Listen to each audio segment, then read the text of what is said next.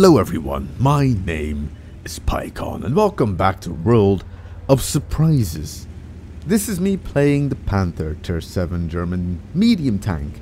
And I'm not going to play it like a medium tank, I'm going to play it like some crazed idiot in this game, I'm not going to lie. I think I was very close to unlocking the Panther 2 at this point, and I just wanted to get it over and done with. And in this matchup, playing with Simon, I didn't give a monkey what I was doing. I just wanted to get in and play the game. Now with the whole holiday season over and done with, we can finally go back to just normal World of Tanks, normal gameplay, normal everything. Because it's been quite hectic over the Christmas period in World of Tanks. Not only a lot of people playing, but a lot of missions to be done. A lot of people doing stupid things, including myself, just to get those missions done. People just playing really fast and really stupid to unlock the next tank so they can buy it with the discount, everything. And of course the E25 going back on sale completely ruined Tier 7 and Tier 8 matchmaking, because there were at least 2 or 3 E25s in almost every single match. I'm not quite sure why Wargaming put the E25 back on sale, but it was an interesting move by Wargaming, I'm not going to lie. It was interesting to say the least. I think the Patriot went back on sale as well. The Patriot is... I'm not saying it's an overpowered Tier 8 premium tank, it's just really good. It's just a really good tank if you know how to play it. And all the people that bought it, I'd say about 40-50% doesn't really know how to play it yet. So you see a lot of Patriots in game doing stupid things, so it's not as forgiving as the E25.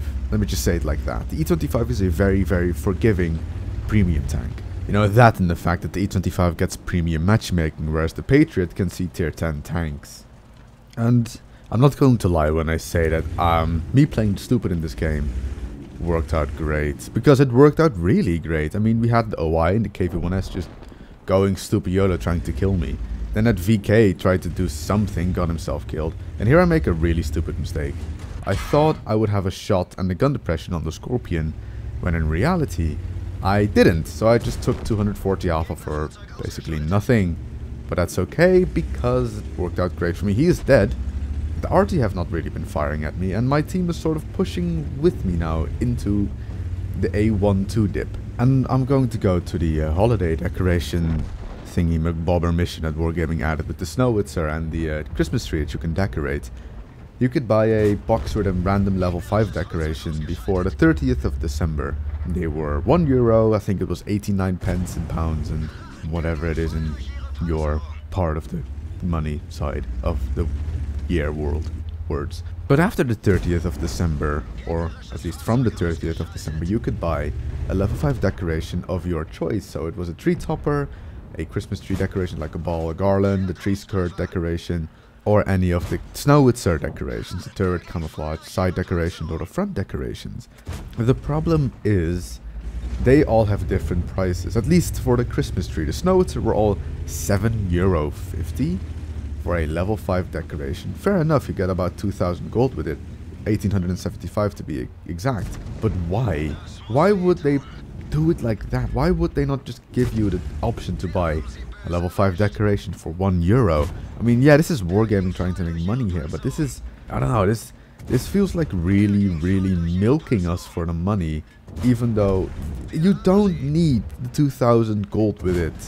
At least I didn't. I'm pretty sure other people don't really need 2,000 gold with their level 5 decoration. Fair enough, with the Christmas tree, I guess the regular decoration that goes on the Christmas tree itself, so the balls are €1.07. And you get 275 gold with it, which is basically the same as a level 5 decoration. But you pay 7 cents extra for 25 gold. Now, I'm not quite sure where that came from. But then you have the garland and the tree skirt decorations, which are €3.75. Why are they more expensive than just a level 5 decoration? Is it because there's less of them on the tree?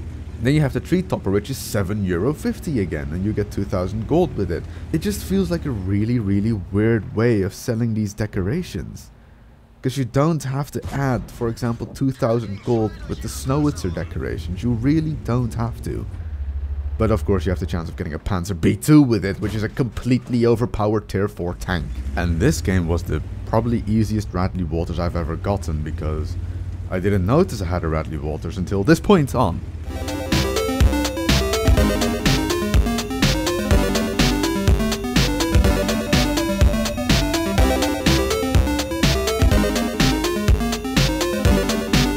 And we're back with some of that sexy Batchat gameplay in a platoon with John Harm playing the pattern and like playing his 140. And you may have noticed I'm talking a bit more quiet than usual. One, it's pretty late at night for me. It's currently 2:30 at night and I'm recording this because I felt like recording a video. The second thing is, I'm having a bit of a relapse. I was ill over the Christmas period and it seems that my voice decided to run away again just today. I'm not sure why, but stuff happens in life and there's nothing you can really do about it, so yeah, I don't know. I'm sorry. And this gameplay is also the reason why this video is called Surprise! There were so many surprises in this game, constantly stupid things happening that either I wouldn't expect or the enemy team wouldn't expect, and you'll see more of those, well, things happening in this game. Like this Batchat didn't expect us to go around, so he found the dead side of his tank. That other Batchat probably didn't expect us to come around. He's trying to run away now. John is going to kill that AMX 1375, I think it is, yes. And then slammed by the artillery for, I'd say, 90% of his health. That's surprise number 2. The Batchat's not expecting us to come around, and then John being slammed so hard by artillery that his baby felt it in the womb of Amy. So we have won the hill at this point. We've got the 2 tanks running away from the hill, but we have lost a lot of health. At least Alec and John have. John to 1 shot of artillery, Alec to just fighting and brawling with the enemy Batchats in the MX 1375. And that E50, we are going to see more of that E50, played by Beauty Queen. Used to be in QSFE with John and me and Alec, and it's just really, really annoying. I know Beauty Queen, and she's going to have a bigger impact later on in this game. Let me just say it like that. But we are losing this game at the moment, and we are not going to stop losing this game for a very, very, very long time. But I think I mentioned in last week's video that there was going to be a lot of tank destroyer gameplay coming up on the channel, with the SU-101 being on the Thursday video, and then the SU-12250 for the news last Sunday. This was going to be a tank destroyer video, but I decided against it because there was too many tank destroyer happening. I like to have a bit of variety in types of games and types of tanks and all that stuff. I don't want to have too many of the same tank featured too many times, so I decided against it. I decided against doing a tank destroyer video today. Saturday, the Dare Us video with Lizzie is probably going to have a bit of tank destroyer in there. We're not quite sure yet which ones. We haven't recorded that yet. But that's not going to be predominantly tank destroyer, and Sunday's video is not going to be tank destroyer. Next week, Thursday, is going to be a tank destroyer again, because I've got a lot of footage of one certain tank that I'm going to make a tank review of instead of just a lot of gameplay. So this week, no tank destroyer, sandwiched between tank destroyer weeks basically. And here comes the next surprise. Alec thought that 5100 could be coming around, so I poke out my butt and kill him. Surprise for the 5100. Earlier there were also surprises that Bulldog and Lightweight did not expect John and me to be back in that street. So, good game for us so far. Now I'm stuck reloading here. John is a 1-shot probably for the pattern, and I think that Type 62 has a bit of health left, but that pattern can outplay the Type 62. So here I am trying to hug the wall so RT cannot put a splashing shot into that little bit where I am, well, basically reloading. And we're going to sit here reloading. Probably the pattern is not capping, so he's coming into the street to kill John and possibly the Type 62. And I'm not spotted. I'm not spotted. I am reloaded. I'm spotted. Surprise, Mr. Green Pattern. That was one of the best feelings. He did not know I was there until I came out full guns blazing. So John is still alive. The Type 62 lost a bit of health to that pattern, but everything is fine. Artillery fires and misses. Object 416 just spotted in front of John. John immediately pulls back. Now we don't know where Beauty Queen is, and one RT just fired. So I go in to try and kill that 416. I'm a Batchat versus a 416. And John pokes out to kill him instead.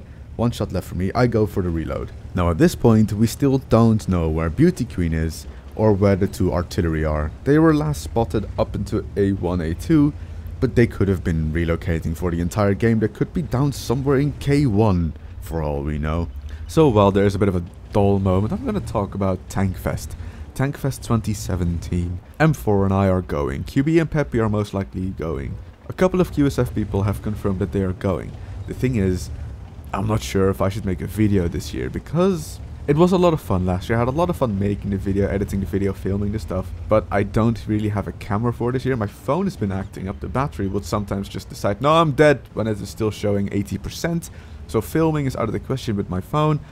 And I'm not sure what new things I can record while at Tankfest. I mean, Tankfest is fun, it's different, but then again, it's every year it's the same. They're the same tanks inside, they're the same tanks in the Vehicle Conservation Center. They are the same tanks mostly driving around the arena, with a few exceptions this year. I think a Churchill's going to drive around. I think an SU-100 and the Cannon Jagdpanzer are going to drive around, tanks like that. But it's basically the same. And Jingles is probably going to make a video about it, so you can have better quality and more information about the tanks on his channel. I don't know, I'm not quite sure what and if I'm going to do a Tankfest video this year, because I'm not sure what there is to do which is going to be different from last year's video. Oh, there's the GW Panther in a really weird position, but John is there to kill him with his excellent gun handling.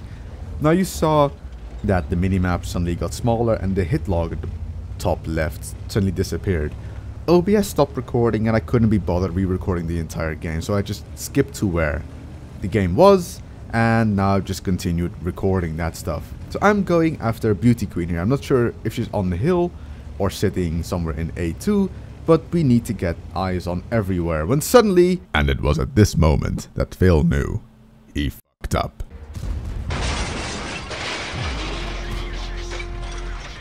I get rammed so hard, I lose all of my health. I mean, all of it. That was just one ram and I think 2 shots from Beauty Queen. Removed 1500 of my HP. I am quite mad at this point, because now I cannot really take a splashing shot from a T92 if I want to go in. And at this point we also suddenly noticed, holy crap, one more kill and we've got a crucial contribution.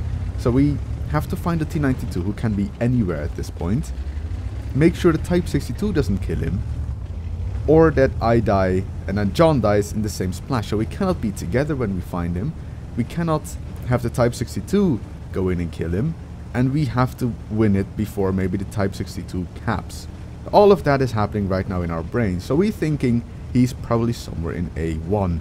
So I stop here for John to meet up with me, when suddenly, surprise, the T92 was to the right of me. And he fired, I get the crucial contribution with John and Alan.